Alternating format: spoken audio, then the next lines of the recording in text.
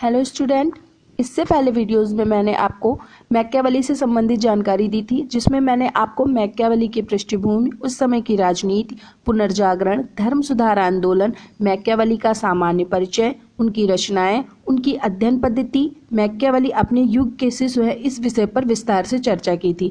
आज हम इसके आगे आपको मैकियावेली के विषय में और महत्वपूर्ण जानकारी देने जा रहे हैं, जिसमें सबसे पहले मैं आपको मैकियावेली के राज संबंधी विचार पे चर्चा करूंगी। स्टूडेंट, ये चैनल मैंने उन छात्रों के लिए तैयार किया है जो यूपीएससी, सीएससी तथा यूजीसी नेट जेआरएफ की तैयारी कर रहे हैं। यहाँ आपको पॉलिटिकल साइंस सब्जेक्ट का एक फुल पैकेज दिया जा रहा है। आप सभी के सपोर्ट के लिए आप चैनल तथा वीडियोस को सब्सक्राइब व लाइक करें, प्रश्न के लिए कमेंट करें तथा शेयर करें। तो आज हम सबसे पहले आपको मैकियावेली के राज संबंधी सिद्धांत पर विचार करेंगे। स्टूडेंट, मैकियावेली राज के संबंध में एक व्यापक सिद्धांत का प्रतिपादन करता है। मैकियावेली राज की उत्पत्ति, स्वरूप, कार्य के संबंध में स्पष्ट विचार देता है, जिन्हें हम आगे विचार से आपको विस्तृत रूप में आपको वर्णन करने जा रहे हैं। सबसे पहले हम देखेंगे राज्य की उत्पत्ति। अरस्तु और मैकियावेली दोनों ने ही राजनीति के अध्ययन में ऐतिहासिक पद्धति का अनुसरण किया है, पर राज्य की उत्पत्ति के संबंध में दोनों की धारणाएं भिन्न हैं। यहाँ मैं आपको अरस्तु और मैकियावेली में कंपेयर कर रही हूँ। अरस्तु राज्य को प्राकृतिक और स्वाभाविक संस्था मानता है, जबकि मैकियावेली उसे कृत्रिम और मानवीय मानता है। इस चीज को आप ध्यान से नोट कर लीजिएगा। अरस्तु राज्य को प्राकृतिक और स्वाभाविक संस्था मानता है, एक ये अलग क्वेश्चन है, और एक अलग क्वेश्चन ये है कि मैकियावेली राज्य को कृत्रिम और मानवीय मानता है। मैकियावेली हॉब्स के समान कहता है कि राज्य की उत्पत्ति का मूल कारण मानवीय जीवन में व्याप्त असुरक्षा को समाप्त करना था। स्टूडेंट, मैकियावेली ये भी कहता है कि राज्य की उत्पत्ति के पूर्व मानव असुरक्षित था, उसमें स्वार्थ जैसी अनेक मनोवृत्तियां प्रबल हो चुकी थी, क्योंकि उस समय कोई नियंत्रण नहीं था। ऐसी स्थिति में जनसंख्या वृद्धि ने समस्या को और ही विकराल बना डाला था। इस भयंकर अराजक स्थिति से बचने के लिए लोगों ने एक अधिकारी की नियुक्ति कर दी, जिससे बाद में राजा और राज्य की उत्पत्ति हो गई। राज्य की उत्पत्ति के विषय में अपने विचारों को प्रकट करने के बाद मैकियावेली ने राज्य के संबंध में 3 निष्कर्ष निकाले हैं। चलिए इसको हम देखते हैं। राज्य व्यक्ति से सर्वोपरि है, क्योंकि राज्य का हित व्यक्ति से ऊपर है। ये आपके क्वेश्चन आ सकते हैं कि यह कथन किसका है, तो इस चीज को भी आप एक क्वेश्चन के उसमें फॉर्म में देख सकते हैं कि ऐसे क्वेश्चन भी आपके बनते हैं एग्जाम में। मैकियावेली ने कहा राज्य व्यक्ति से सर्वोपरि है, क्योंकि राज्य का हित व्यक्ति से ऊपर है। राज्य की उत्पत्ति का कारण दैवी या ईश्वरीय न होकर समाज की आवश्यकता एवं बल का परिणाम है। आपका क्वेश्चन एक ये भी बन सकता है कि यह कथन किसका है, कि राज्य की उत्पत्ति का कारण दैवी या ईश्वरीय न होकर समाज की आवश्यकता और बल का परिणाम है। व्यक्ति बिना नियंत्रण या अंकुश के हबसी के समान है, जंगली है, स्वार्थी है। इसलिए व्यक्ति की जंगलीपन और स्वार्थपन को नियंत्रित करने हेतु राज्य की निरंकुश और बाह्य शक्ति की अति आवश्यक है। स्टूडेंट, ये था मैकियावेली की राज्य की उत्पत्ति। अब हम देखते हैं मैकियावेली ने राज्य का विस्तार में क्या कहा है। राज्य के विस्तार के विषय में मैकियावेली ने कहा कि साम्राज्यवादी राज्य के समर्थक थे मैकियावेली। उनके अनुसार वही राज्य उत्तम है जिसके क्षेत्र का विस्तार निरंतर होता रहे। मैकियावेली के कथन को हम दोबारा कह सकते हैं कि सभी मानव के कार्य गतिशील होते हैं और उनका रुकना असंभव है, और यदि राज्य का विस्तार नहीं होता है तो उनका विनाश अधिक शीघ्रता से होता है। मैकियावेली के राज परिवर्तन के संबंध में चक्रीय सिद्धांत देखते हैं। अरस्तु की भांति मैकियावेली भी राज्य परिवर्तन के संबंध में चक्रीय सिद्धांत को स्वीकार करता है। मैकियावेली राज्य को परिवर्तनशील मानता है, इसलिए वह राज्य परिवर्तन के संबंध में चक्रीय सिद्धांत का प्रतिपादन करता है। मैकियावेली का मानना है कि राजतंत्र का निरंकुश तंत्र और निरंकुश तंत्र का कुलीन तंत्र तथा कुलीन तंत्र का राजतंत्र में परिवर्तन होता रहता है, और यही चक्र चलता रहता है। स्टूडेंट, अब हम मैकियावेली के राज्य की सर्वोच्चता के विषय में बात करेंगे। अरस्तु की भांति मैकियावेली भी राज्य को सर्वोच्च और सर्वश्रेष्ठ मानता है। मैकियावेली कहता है कि मनुष्य को मनुष्य बनाकर रखने का कार्य तथा उसके हित में कल्याणकारी कार्य केवल राज्य ही कर सकता है। इसलिए राज्य तमाम मानवीय संगठनों में सर्वोच्च है। राज्य की आज्ञाओं का पालन अनिवार्य है, तभी व्यक्ति का पूर्ण विकास होता है। स्टूडेंट, अब ये क्लियर हो गया कि मैकियावेली निरंकुश राज्य का समर्थन करता है। राज्य की आज्ञाओं का पूर्ण पालन ही व्यक्ति का कर्तव्य है, व्यक्ति के लिए नैतिकता या धर्म भी है। अब हम कह सकते हैं कि मैकियावेली, अपने शब्दों में भी हम इसको व्यक्त कर रहे हैं कि मैकियावेली राज्य के संबंध में दैवी धारणा का खंडन करते हुए समझौतावादियों, खास करके हॉब्स के समीप दिखता है। साम्राज्यवादी राज्य की कामना करता है, राज्य की सर्वोच्चता और निरंकुशता की वकालत करता और राज्य परिवर्तन के संबंध में चक्रीय सिद्धांत का प्रतिपादन करता है। मैकियावेली के राज सिद्धांत के संबंध में हम ये भी कह सकते हैं कि राज्य का मतलब मैकियावेली का सिद्धांत राज्य के पोषण का सिद्धांत था, ना कि स्वयं राज्य का सिद्धांत।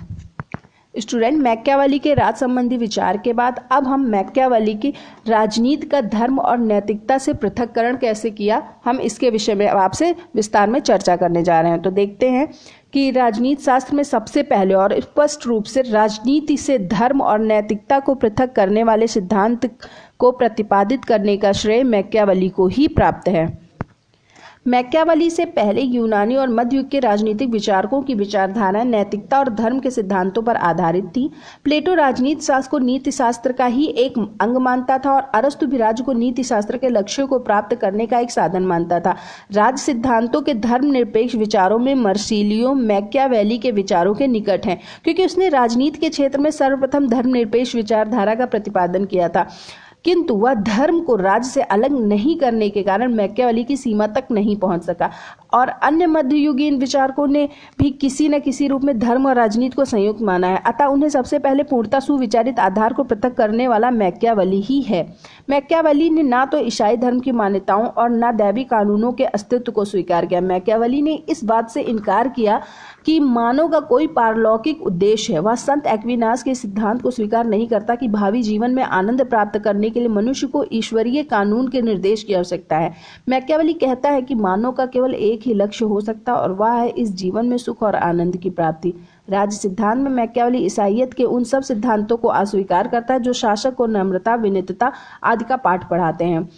वह अपने प्रिंस को किसी प्रकार की नैतिक सीमाओं में नहीं बांधता। द प्रिंस उनकी पुस्तक थी मैकियावेली की। मैकियावेली के अनुसार राज्य के उद्देश्यों को प्राप्त करने, उसे एकीकृत व शक्तिशाली बनाने के लिए राजा द्वारा आवश्यकता अनुसार सभी प्रकार के नैतिक, अनैतिक, अच्छे, बुरे, वैध, अवैध साधन अपनाए जा सकते थे। मैकियावेली प्रिंस को छल, कपट, जालसाजी, धोखाधड़ी, विश्वासघात, हिंसा, दमन सभी प्रकार के अनैतिक साधनों के प्रयोग की आज्ञा देता है। मैकियावेली की धारणा है कि राज्य की सुरक्षा और कल्याण के मार्ग में नैतिक विचारों को बंधित नहीं होने दिया जाना चाहिए। इसीलिए वह लिखता है कि प्रत्येक व्यक्ति जानता है कि राजा के लिए अपने वचन का पालन करना और नीतिपूर्ण आचरण करना कितना प्रशंसनीय है। तथा हमारी आंखों के समक्ष जो कुछ घटा है उसमें हम देखते हैं कि केवल उन्हीं राजाओं ने महान कार्य किए हैं जिन्होंने चालाकी में दूसरों को पीछे छोड़ दिया है। स्टूडेंट, ये बहुत ही इंपॉर्टेंट टॉपिक है आपका, कि क्योंकि आप जानते हैं कि राजनीति को धर्म और नैतिकता से अलग मैकियावेली ने किया और इस पे आपके एग्जाम में काफ़ी क्वेश्चन पूछे जाते हैं, इसलिए इस टॉपिक को आप ध्यान से पढ़िएगा, ध्यान से सुनिएगा। मैकियावेली किसी कार्य की अच्छाई बुराई से चिंतित नहीं था जितना कि वह उसके प्रभाव से चिंतित था। वह लिखता है कि राजा को राज्य की सुरक्षा की चिंता रहनी चाहिए, साधन तो सदैव आदरणीय ही माने जाएंगे और सामान्यतः उसकी प्रशंसा ही की जाएगी। स्टूडेंट, मैकियावेली एक जगह ये भी लिखता है कि ना तो कोई प्राकृतिक कानून है और ना ही सार्वभौम रूप में स्वीकृति कोई अधिकार। राजनीति को नैतिकता से पूर्णतः पृथक करना चाहिए, साध्य ही साधनों का औचित्य है।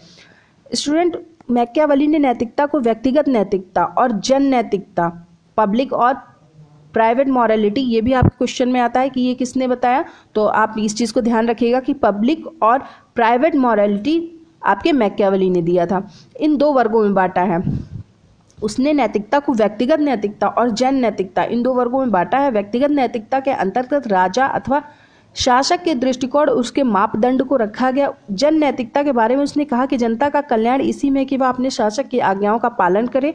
उसके अनुसार शासक स्वतंत्र है, उस पर कोई नियंत्रण नहीं है और ना ही वह नैतिकता के किसी बंधन में बंधा है। अपनी शक्ति और प्रभाव के विस्तार में जो भी उपयुक्त हो, सहायक हो, वह सब न्याय और नैतिक है। मैकियावेली द्वारा चित्रित आदर्श नरेश का यही दृष्टिकोण होता है कि ना कोई चीज़ अच्छी होती है और ना कोई बुरी। स्टूडेंट, जरूरत पर काम आएगी वही चीज़ सबसे अच्छी है, ये मैकियावेली का कथन था। उसका ये भी कहना है कि राजसत्ता को बनाए रखने के लिए शासन, शाम, दाम, दंड, भेद, वैमानी, हत्या, प्रवचना किसी भी उपाय का प्रयोग कर सकता है।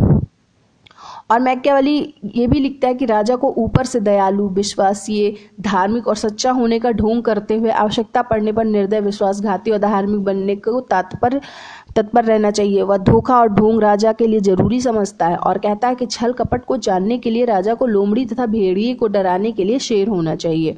मैकियावेली ने नैतिकता यानी कि आचार शास्त्र को राजनीति शास्त्र से बिल्कुल अलग कर दिया। उसका कहना है कि राजनीति का आचार या नैतिकता से कोई निश्चित संबंध नहीं हो सकता।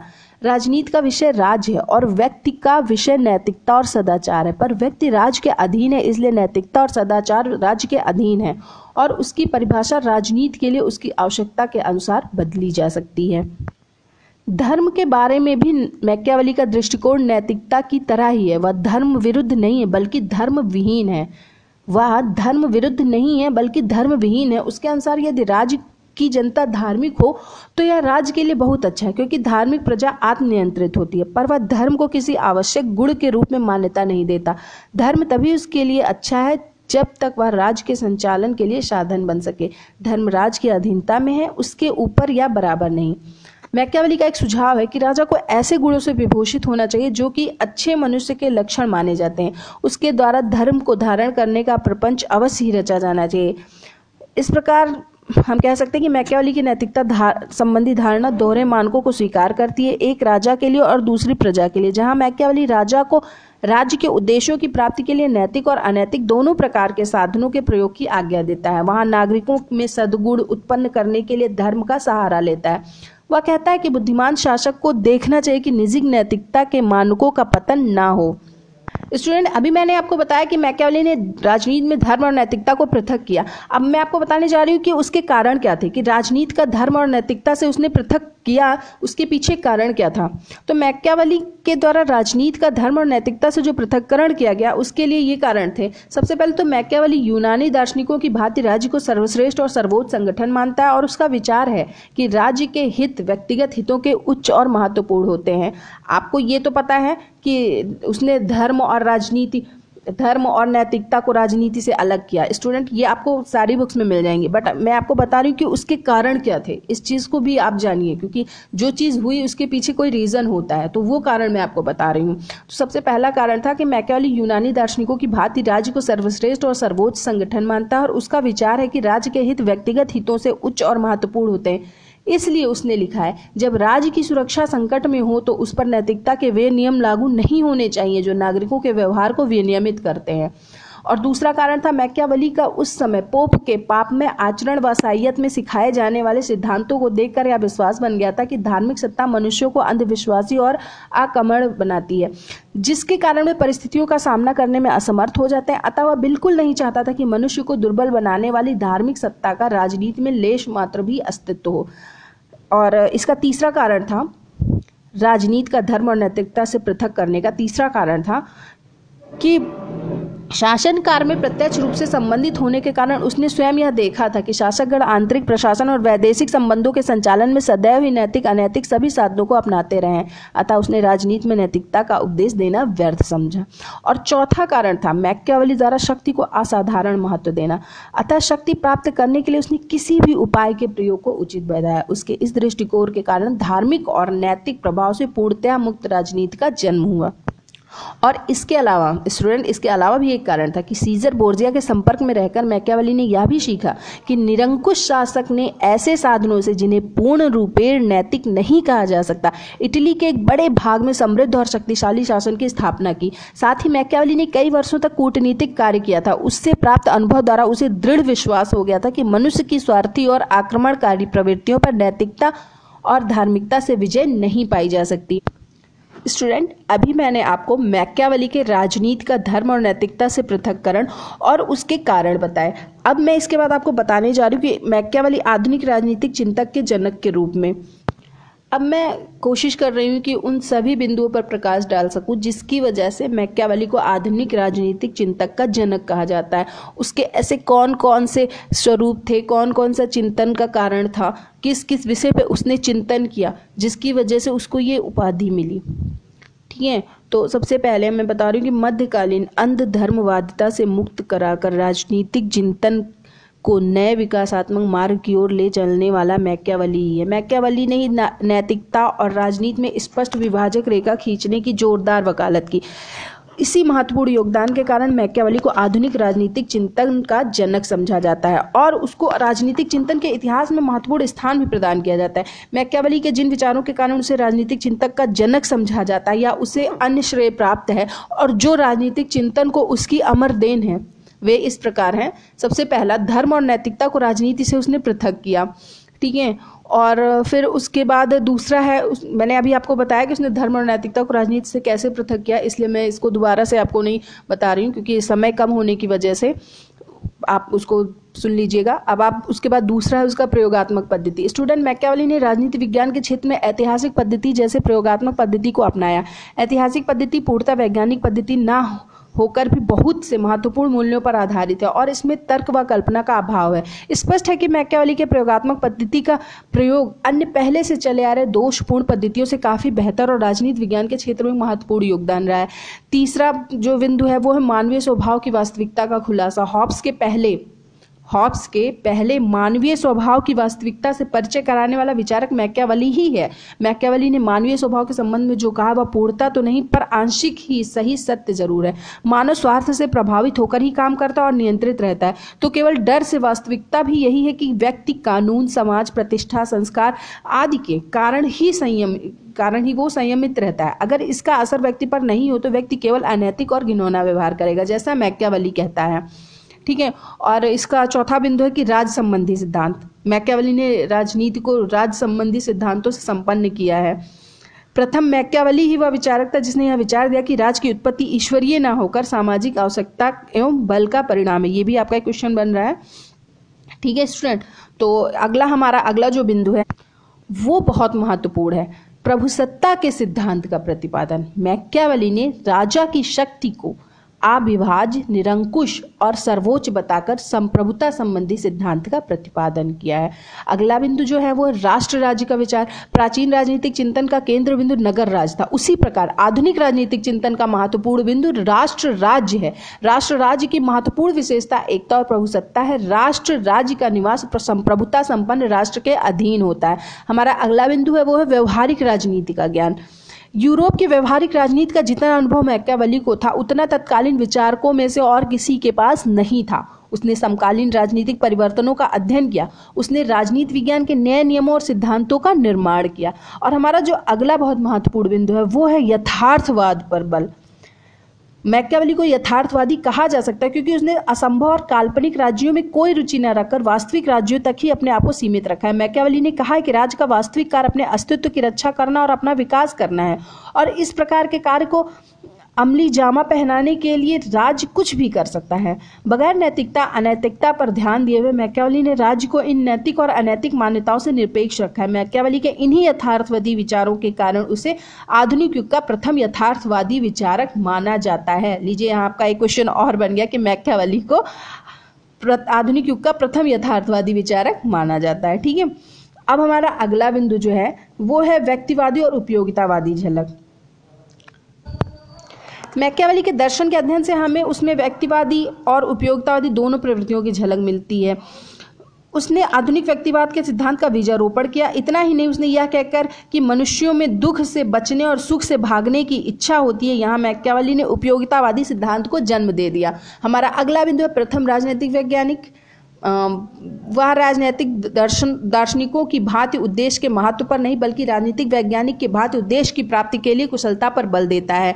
इसलिए हम कह सकते हैं कि मैकियावेली प्रथम राजनीतिक वैज्ञानिक है।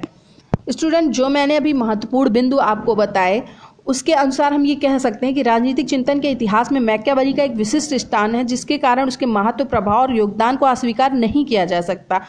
और हम ये भी कह सकते हैं कि मैकियावेली ये स्पष्ट है कि मैकियावेली प्रथम आधुनिक राजनीतिक वैज्ञानिक था। साथ ही साथ ये भी स्पष्ट है कि मैकियावेली आधुनिक राजनीतिक चिंतन का जनक है। अभी मैंने आपको बताया आधुनिक राजनीतिक चिंतन के जनक के रूप में। स्टूडेंट, मैंने पूरी कोशिश की है कि आपको कम से कम समय में मैकियावेली के विषय में अधिक से अधिक जानकारी दे सकूं। चलिए, अब इसके बाद में हम लोग एक नज़र मैकियावेली पे फिर से डाल लेते हैं, मैकियावेली एक नज़र में, जिससे आपको और स्पष्ट रूप से समझ में आएगा मैकियावेली के कुछ महत्वपूर्ण बिंदु, जो मैं कम से कम शब्दों में ज़्यादा से कोशिश करूँगी ज़्यादा से ज़्यादा आपको समझ में आए। तो सबसे पहले आप इस चीज़ को नोट करते चलिएगा। ये हर लाइन आपके लिए क्वेश्चन तैयार कर रहा है। मैकियावेली पुनर्जागरण का समर्थक था। मैकियावेली की 2 रचनाएं द प्रिंस और डिस्कोर्सेस राजनीति के दृष्टिकोण से बहुत ही महत्वपूर्ण है। मैकियावेली ऐतिहासिक पद्धति का प्रयोग करता है। मैकियावेली उग्र राष्ट्रवाद, राष्ट्रीय राज्य और साम्राज्यवाद का समर्थक है। मैंने बताया मैकियावेली अपने युग का शिशु है, ये भी आप नोट कर सकते हैं, ये क्वेश्चन आता है। मैकियावेली के अनुसार मानव का स्वभाव काफी गलत होता है। अगर वह अच्छा व्यवहार करता है तो उसके मूल में कहीं ना कहीं भय या शक्ति का हाथ होता है। मैकियावेली राजनीति को धर्म और नैतिकता से पृथक करता है। मैकियावेली राज्य को आवश्यकता एवं बल का परिणाम मानता है। मैकियावेली राज्य के शासन के संबंध में चक्रीय परिवर्तन के सिद्धांत को मानता है। स्टूडेंट, हर लाइन में एक क्वेश्चन है, ध्यान से सुनिएगा। मैकियावेली राज्य को सर्वोच्च मानता है। मैकियावेली का आदर्श राजा अनैतिक, अधार्मिक, अन्यायी, धोखेबाज, बेईमान, हृदयविहीन, आतताई, निष्ठुर, बहिरूपिया आदि का प्रतिरूप होता है। मैकियावेली का राज्य और उसका हित सर्वोपरि है। मैकियावेली व्यक्ति के निजी जीवन में नैतिकता की उपस्थिति को आवश्यक मानता है और शासक को भी शांतिपूर्ण और सामान्य स्थिति में नैतिक नियमों को पालन करने की बात करता है। मैकियावेली नैतिकता के प्रति दोहरा मापदंड अपनाता है, व्यक्तिगत नैतिकता और सार्वजनिक नैतिकता। मैंने अभी बताया ना आपको, पब्लिक और प्राइवेट मॉरलिटी, ये भी क्वेश्चन आपके उसमें आता है। मैकियावेली का शासक पराई स्त्री और पराये धन का अपहरण नहीं करता। मैकियावेली राजतंत्र का समर्थक है परंतु गणतंत्र को सर्वोत्तम शासन मानता है। मैकियावेली स्पष्ट रूप से संप्रभुता की चर्चा अपनी रचनाओं में नहीं करता परंतु राजा के बारे में दिए गए विचार में संप्रभुता की स्पष्ट व्याख्या मिल जाती है। मैकियावेली का संप्रभुता संबंधी सिद्धांत संप्रभुता के अद्वैतवादी सिद्धांत से मिलता जुलता है। मैकियावेली को आधुनिक राष्ट्रवाद का प्रथम विचारक या जनक कहा जाता है। इसे आधुनिक राष्ट्रवाद के जनक कहने वाला विद्वान जो है F.J.C. हरनशा है। ठीक है। मैकियावेली को गैटेल नामक विद्वान ने प्रथम आधुनिक यथार्थवादी विचारक कहा है। ये क्वेश्चन भी आ सकता है ना, इसलिए कि मतलब किसने उनको प्रथम आधुनिक यथार्थवादी विचारक कहा, आधुनिक राष्ट्रवाद के जनक कहने वाला कौन है, तो आप बता सकते हैं। स्टूडेंट, अब कुछ और महत्वपूर्ण तथ्य मैं आपको बता दे रही हूँ मैकियावेली के विषय में, जो आपके लिए बहुत ही इंपॉर्टेंट होगी। मैकियावेली के राजनीतिक संरचना का आधार मानव प्रकृति की बुराई थी। मैकियावेली का राज धर्मनिरपेक्ष था, जिसका किसी देवी प्रकाशना, धर्म अथवा ईश्वर से कोई संबंध नहीं था।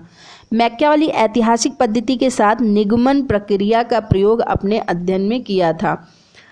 धर्म सुधार आंदोलन के समर्थकों में Martin Luther, John Calvin, Zhengli तथा जॉन नॉक्स के नाम लिए जा सकते हैं। आधुनिक राजनीतिक विज्ञान के जनक निकोलो मैकियावेली का जन्म पुनर्जागरण काल में इटली के फ्लोरेंस नगर के एक संपन्न परिवार में सन 1469 ईस्वी में हुआ था। मैकियावेली की सबसे महत्वपूर्ण रचना द प्रिंस को माना जाता है, जिसका प्रकाशन वर्ष 1513 ईस्वी है। स्टूडेंट, मैकियावेली ने प्राचीन राजनीतिक विचारक अरस्तु से प्रभावित होकर नीति विज्ञान को राजनीति से अलग किया था। मैकियावेली का यह सिद्धांत लक्ष्य साधन का समर्थन करेगा। महात्मा गांधी के इस सिद्धांत के ठीक विपरीत है कि साधन साध्य का समर्थन करता है। मैकियावेली के अनुसार सभी स्वतंत्र सरकारों के दो मुख्य ध्येय होते हैं, अपने एक अधिकार क्षेत्र को बढ़ाना तथा दूसरा अपनी स्वतंत्रताओं को सुरक्षित रखना। मैकियावेली ने यह भी लिखा कि मनुष्य अपने पिता की हत्या भूल सकता है लेकिन संपत्ति के अपहरण के कृत्य को नहीं भूल सकता। मैकियावेली का नैतिकता का सिद्धांत द्वैध है। उनका कहना है कि ना कोई कार्य या बात बिल्कुल अच्छी होती है, ना बिल्कुल बुरी। स्टूडेंट, मैकियावेली उग्र राष्ट्रवाद, राष्ट्रीय राज्य और साम्राज्यवाद के समर्थक हैं। स्टूडेंट, मैंने आज आपको मैकियावेली के राज संबंधी सिद्धांत, मैकियावेली का राजनीति का धर्म और नैतिकता से पृथक्करण, उसके कारण और मैकियावेली के आधुनिक राजनीतिक चिंतन के जनक के रूप में, और हमने बहुत ही महत्वपूर्ण बिंदु आपको बताए हैं। आपको प्रश्नों के बहुत सारे भंडार मैंने दिए हैं। मैंने पूरी कोशिश की है कि आपको मैकियावेली समझ में आए होंगे। वैसे ये बहुत ही विस्तार में है। मैंने आप सभी के लिए ये चैनल तैयार किया है, जिसमें मैंने उन छात्रों के लिए जो यूपीएससी, सीएससी तथा यूजीसी नेट जेआरएफ की तैयारी कर रहे हैं, यहाँ आपको पॉलिटिकल साइंस के सब्जेक्ट का एक फुल पैकेज दिया जा रहा है। आप सभी के सपोर्ट के लिए आप चैनल तथा वीडियोस को सब्सक्राइब और लाइक करें, प्रश्न के लिए कमेंट करें तथा शेयर करें। Thank you student.